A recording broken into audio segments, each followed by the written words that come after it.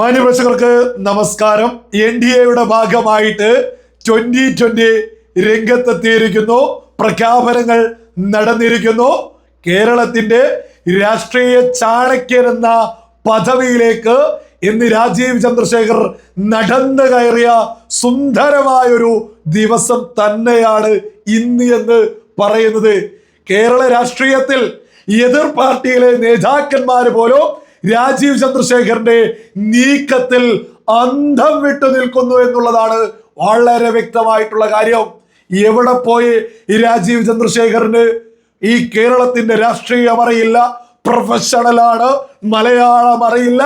അവർക്കിപ്പോ എവിടെ പോയി സകല എതിരാളികളുടെയും മണ്ടക്കടിച്ചതിന് സമമായിട്ടല്ലേ രാജീവ് ചന്ദ്രശേഖർ കൃത്യമായിട്ട് നീക്കങ്ങൾ നടത്തി 2020 NDAയുടെ ഭാഗമാക്കിയത്. ഈ 2020 എന്ന് പറയുന്നത് കേരളത്തിലെ പ്രധാനപ്പെട്ട ഒരു പാർട്ടിയാ. വെറുതെ എന്തെങ്കിലും പറയല്ല. എത്ര സീറ്റുകളുണ്ട്, എത്ര പഞ്ചായത്തുകളുണ്ട് എന്നുള്ളത് സാബു എം ജേക്കബ് തന്നെ പറയുന്നത് നമുക്ക് ഈ ഒരു വീഡിയോയിൽ മുന്നോട്ട് വെക്കാം. അതിനു മുമ്പേ ആയിട്ട് ഓരോ ആളുകളും തിരിച്ചറിയേണ്ടതാണ്, ഈ ഇടത് വലത് കേന്ദ്രങ്ങളിൽ സാബു എം ജേക്കബിനെ അങ്ങ് തീർക്കാൻ ഈ കഴിഞ്ഞ തദ്ദേശ തെരഞ്ഞെടുപ്പില് സാബു എം ജേക്കബിന്റെ 2020 മത്സരിച്ചിട്ടുള്ളത് UDF-ഉം LDF-ഉം ഒരുമിച്ചായിരുന്നു ഇവർക്കെതിരെ.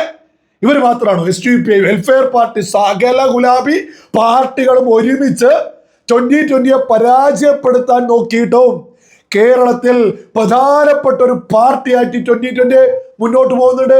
ഈ പറയുന്ന 2020 തീർക്കാൻ സകല ഭാഗങ്ങളിൽ നിന്നും വരിഞ്ഞു മുറുക്കുമ്പോഴാണ് രാജീവ് ചന്ദ്രശേഖർ കൃത്യമായിട്ട് ഇടപെടൽ നടത്തിയിട്ട് 2020 BJP നേതൃത്വം കൊടുക്കുന്ന NDAയുടെ ഭാഗമാക്കുന്നത്. ഈ NDAയിലേക്ക് സാബു എം ജേക്കബ് എന്തുകൊണ്ട് വന്നു എന്ന് പറയുന്നതും നിങ്ങളൊന്ന് കേട്ടു നോക്കൂ. ഞങ്ങളെ ഇല്ലാതെയാക്കണം എന്ന് വിചാരിച്ചവർക്ക് ഞങ്ങള് എങ്ങനെ ഈ കേരളത്തെ മാറ്റിയെടുക്കുമെന്ന് കാട്ടിക്കൊടുക്കണം.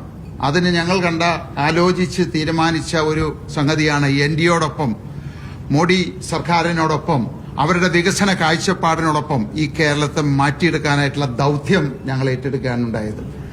ഞാൻ പറഞ്ഞു, ഞങ്ങളെ സംബന്ധിച്ച് വളരെ ആലോചിച്ച് എടുത്തൊരു തീരുമാനമാണ്. ഈ കേരളത്തില് ഇന്നത്തെ സാഹചര്യത്തിൽ മുന്നോട്ട് പോയി കഴിഞ്ഞാൽ ഈ കേരളം എന്നൊരു സംസ്ഥാനം തന്നെ നമുക്ക് കുറച്ച് കഴിയുമ്പോൾ കാണാൻ സാധിക്കില്ല. നമ്മുടെ യുവാക്കളായിട്ടുള്ള ആളുകളായിക്കോട്ടെ, നമ്മുടെ കുട്ടികളായിക്കോട്ടെ നാട് വിട്ടുകൊണ്ടിരിക്കുകയാണ്. ആ സാഹചര്യത്തിന് നമുക്ക് മാറ്റം വരണം. ആ മാറ്റം വരണമെങ്കിൽ നമ്മുടെ പഴയ കേരളത്തെ നമ്മൾ തിരിച്ചു കൊണ്ടുവരേണ്ടതായിട്ടുണ്ട്. അതിനായിട്ടാണ് NDAയുടെ കൂടെ ചേർന്ന് ഇതോടൊപ്പം ആ വികസന കാഴ്ചപ്പാടോടൊപ്പം വികസിത കേരളം യാഥാർത്ഥ്യമാക്കുക എന്നുള്ളതാണ് ഞങ്ങളുടെ ലക്ഷ്യം. അതിനുവേണ്ടിയിട്ടാണ് ഞങ്ങൾ ഈ ഒരു തീരുമാനമെടുത്തിരിക്കുന്നത്. നിങ്ങൾ കേട്ടില്ലേ? വികസിത കേരളം സ്വപ്നം കണ്ട് രാജീവ് ചന്ദ്രശേഖർ ഉയർത്തിപ്പിടിക്കുന്ന, നരേന്ദ്രമോദി ഉയർത്തിപ്പിടിക്കുന്ന വികസിത കേരളം സ്വപ്നം കണ്ടിട്ടാണ് 2020 ഇപ്പോ NDAയുടെ ഭാഗമായിട്ടുള്ളത്. ഓരോ മലയാളിയും ഈ രാഷ്ട്രീയ എതിരാളികൾക്ക് ഒരു കാര്യം മനസ്സിലാക്കണം. രാജീവ് ചന്ദ്രശേഖരെ ഈ 2020 BJPയുടെ NDAയുടെ ഭാഗമാക്കുമ്പോ കേരളത്തിൽ നടക്കാൻ പോകുന്നത് വലിയൊരു മാറ്റ. ഇത് വെറുതെ പറയല്ല. കേരളത്തിൽ BJPയുടെ സകല എതിരാളികളും നിരന്തരം വിളിച്ചു പറഞ്ഞത് എന്തായിരുന്നു? വർഗീയ പാർട്ടിയാണ് BJP എന്ന തരത്തിലായിരുന്നു കേരളത്തിലെ പ്രധാനപ്പെട്ട പ്രചരണം. ആ പ്രചരണമൊക്കെ അങ്ങ് തകർന്ന് തരിപ്പണാവില്ലേ രാജീവ് ചന്ദ്രശേഖരന്റെ ഈ ഒരു നീക്കത്തിലൂടെ 2020 NDAയുടെ ഭാഗമാക്കുമ്പോ 2020 എന്ന് പറയുന്നത് വലിയൊരു പാർട്ടി സംവിധാനം. അവരൊക്കെ തന്നെ തിരിച്ചറിയാം 2020 സകല അംഗങ്ങൾ ഉൾപ്പെടെയാണ് NDAയുടെ ഭാഗമാകുന്നത്. അവരൊക്കെ തന്നെ ഒരു വളരെ വ്യക്തമായിട്ട് BJP എന്താണ് ഉയർത്തുന്നത്, അത് വികസനമാണ് എന്ന് കൃത്യമായിട്ട് തിരിച്ചറിയാം. കേരളത്തിൽ BJP വർഗീയതയോ എന്ന് പറയുന്നത് തകർന്നങ്ങ് തരിപ്പണായി. കേരളത്തിലെ സകല മലയാളികളും ആ BJP വർഗീയത എന്ന് പറയുന്നതിനെയാണ് ഇന്നൊക്കെ ആറ്റിലെടുത്തെറിയുന്നത്. അത്രത്തോളം പ്രാധാന്യമുള്ളൊരു രാഷ്ട്രീയ നീക്കം തന്നെയാണ് ഇന്ന് രാജീവ് ചന്ദ്രശേഖർ നടത്തിയിട്ടുള്ളത്.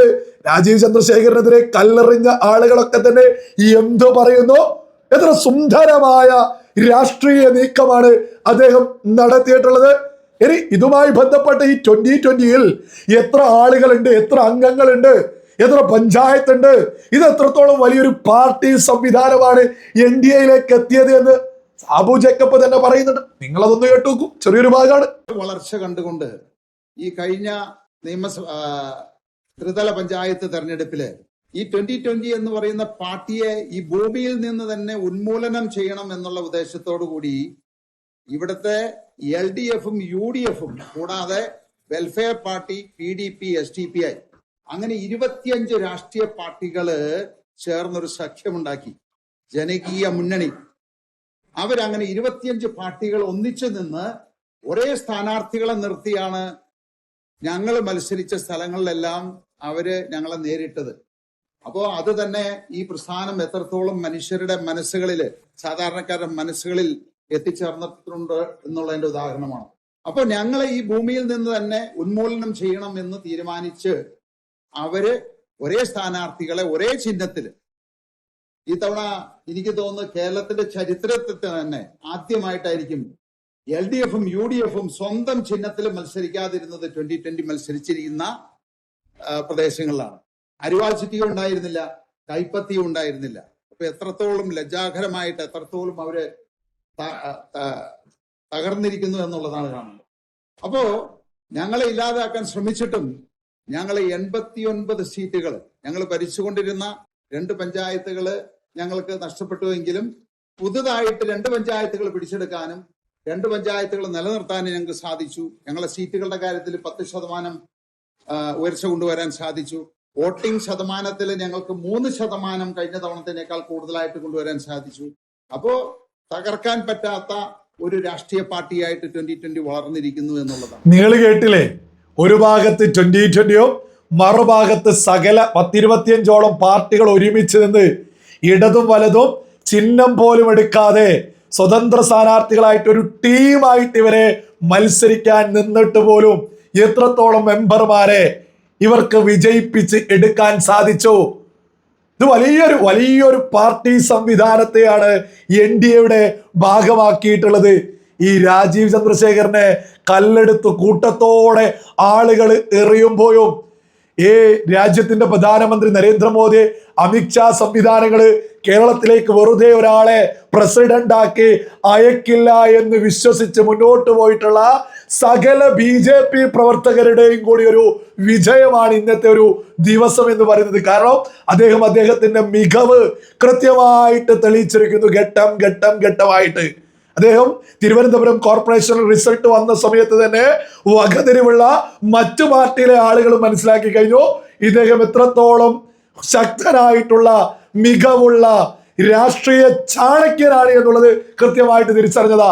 എന്നാൽ ഈ ഒരു വിഷയം, അതായത് ഈ ഒരു 2020യെ കൂടി NDAയുടെ ഭാഗമാക്കിയതോട് കൂടിയിട്ട് കേരളത്തിന്റെ രാഷ്ട്രീയ ചാണക്യ പദവിയിലേക്ക് തന്നെയാണ് രാജീവ് ചന്ദ്രശേഖർ നടന്നു കയറിയിട്ടുള്ളത്. 2020 ഒക്കെ BJPയുടെ NDAയുടെ ഭാഗമൊക്കെ ആവുന്നതോട് കൂടിയിട്ട് കേരളത്തിൽ വലിയൊരു മാറ്റം വരൂ. BJP വർഗീയതയോ എന്ന് പറയുന്ന ആ പ്രചരണം തന്നെ അങ്ങ് ആറ്റിലേക്ക് എറിയാൻ പോവുക. സാധാരണക്കാരെ വികസനമാണ് BJP ഉയർത്തിപ്പിടിക്കുന്നത് എന്ന് കൃത്യമായിട്ട് കേരള ജനത തിരിച്ചറിയും. കേരളം BJP ഭരിക്കുമെന്ന്, BJP അടുത്ത് തന്നെ പിടിക്കുമെന്ന് നമ്മൾ നമ്മുടെ ചാനലിലൂടെ നിരന്തരം പറയുമ്പോൾ അതിനെയൊക്കെ പുച്ഛിക്കുന്ന ആളുകളൊക്കെ ഇപ്പോ എന്ത് പറയുന്നു? നമ്മൾ നമ്മുടെ ചാനലിലൂടെ യാഥാർത്ഥ്യങ്ങൾ, സത്യങ്ങൾ മാത്രമാണ് വിളിച്ചു പറയാറുള്ളത്. വരും നാളുകളിൽ കേരളം BJP ഭരിക്കുമെന്നുള്ളതിൽ ഒരു തർക്കവും ആർക്കും തന്നെ വേണ്ട.